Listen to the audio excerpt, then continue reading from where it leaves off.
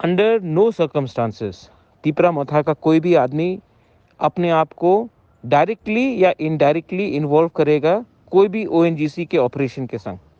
अगर पब्लिक को कष्ट हो रहा है तो हमारा काम है पब्लिक के संग रहने के लिए, तिपरासा के संग रहने के लिए, कोई कंपनी के संग रहने के लिए नहीं। अगर किसी ने कंपनी के लिए बात किया तो as a chairman of Tipra Motha I will not tolerate it. आपका काम तिपरासा दोफा के लिए काम करने के लिए है। अगर आपने डायरेक्टली या इनडायरेक्टली किसी ने भी कहीं में भी ओएनजीसी के लिए काम करने का कोशिश किया है या उनको हेल्प करने के लिए कोशिश किया है जहां में पब्लिक खुश नहीं है, मैं उनके खिलाफ एक्शन लूँगा और मैं ये टॉलरेट नहीं करूँगा। ये मेरा मैसेज हर मेंबर तिपरा मोथा को है, हर ब्लॉक मेंबर को है, प्रेसिडेंट को है, डिस्ट्रिक्ट प्रेसिडेंट को है एंड सेंट्रल कमेटी मेंबर्स को है।